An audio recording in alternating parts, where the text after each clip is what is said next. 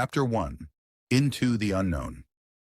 The fading sun cast its last golden rays through the towering trees of the Amazon rainforest. Roham, Saman, Nika, and Mika adjusted their backpacks, following their local guide, Diego, along the narrow jungle pass. The air was thick with humidity, and the sounds of chirping insects and distant howls echoed through the dense foliage. Excitement gleamed in their eyes, but Diego, with his years of experience, seemed far less eager. "This jungle has stories," he muttered, glancing around cautiously. "Stories you don't want to be part of." Roham smirked. "Come on, Diego. Every adventure needs a little mystery." Diego sighed. "Mystery is one thing. Danger is another." For days they trekked deeper into the rainforest, navigating rivers, thick foliage, and the ever-present hum of unseen creatures. The deeper they went, the more the jungle felt alive. Shadows moved where there were no people, and at night unfamiliar sounds echoed through the dense canopy.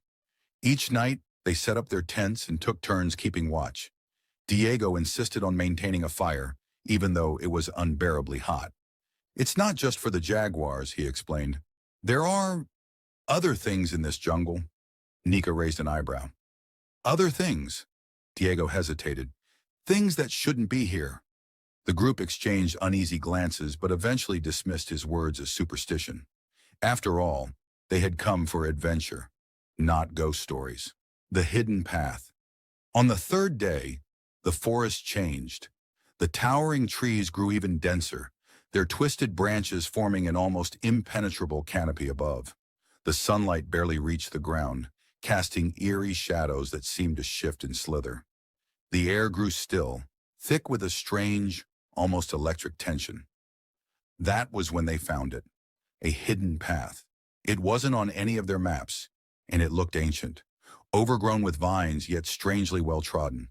The trees on either side bent inward as if trying to swallow the path whole. The ground was uneven, marked with strange indentations that didn't quite look like footprints.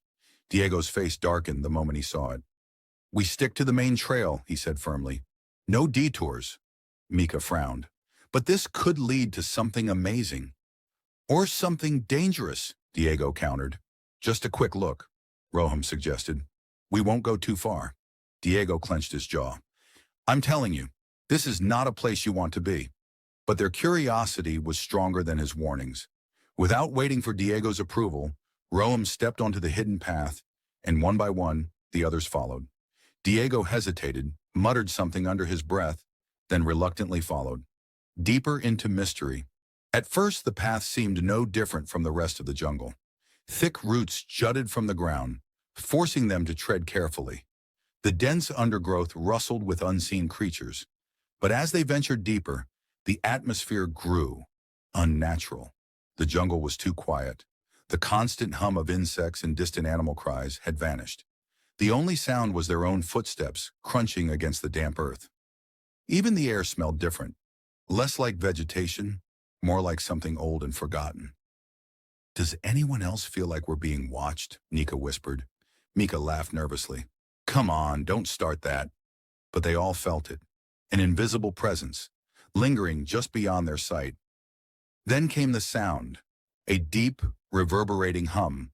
It wasn't the wind, it wasn't an animal, it wasn't human. The very ground seemed to vibrate with it, as if something enormous was shifting beneath their feet. Diego froze. His face turned pale. "We need to leave, now!" But before anyone could react, Diego was gone. No scream, no rustling leaves, no sign of struggle.